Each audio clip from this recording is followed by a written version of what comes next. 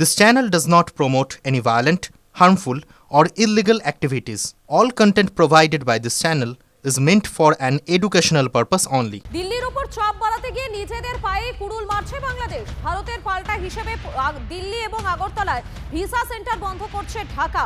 বিজ্ঞপ্তিতে জানানো হয়েছে অনিবার্য পরিস্থিতির কারণে নয়াদিল্লিতে বাংলাদেশ হাই কমিশনের সব ধরনের কনসুলার এবং ভিসা পরিষেবা সাময়িকভাবে স্থগিত করা হয়েছে। পরবর্তী ঘোষণা না হওয়া পর্যন্ত এই পরিষেবাগুলো বন্ধ থাকবে। এই পদক্ষেপ কি নিজেদেরই বিপদে ডাকছে বাংলাদেশ? সম্প্রতি ঢাকায় ভারতীয় ভিসা আবেদন কেন্দ্র বন্ধ রাখার সিদ্ধান্ত নিয়েছিল নয়াদিল্লি। তারপরে রাজশাহী, খুলনাতেও ভারতীয় ভিসা আবেদন কেন্দ্র বন্ধ রাখার সিদ্ধান্ত নেওয়া হয়। অনির্দিষ্টকালের জন্য বন্ধ করে দেওয়া হয় চট্টগ্রামে ভারতীয় ভিসা কেন্দ্র।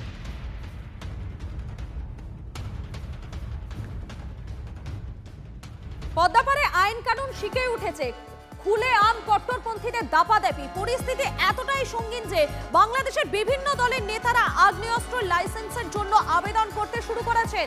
অন্তত 15 জন রাজনৈতিক আগ্নেয়াস্ত্র রাখার লাইসেন্স বা নিরাপত্তা রক্ষী চেয়ে অন্তর্বর্তী সরকারের কাছে আবেদন করেছেন।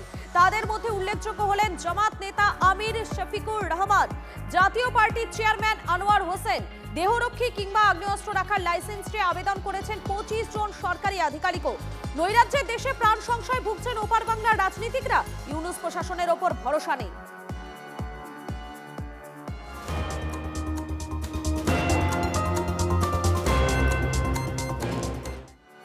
রাজ্যে ফের জালে বাংলাদেশি, প্রলোভনে পা দিয়ে ঢাকা থেকে ভারতে অনুপ্রবেশ।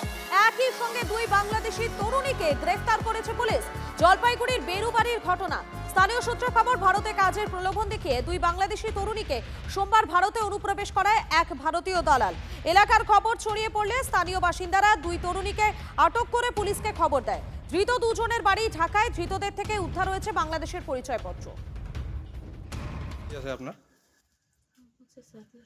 হ্যাঁ, সাদিয়া। আপনার নাম? বৃষ্টি। বাড়ি কোথায় আপনাদের? ঢাকা।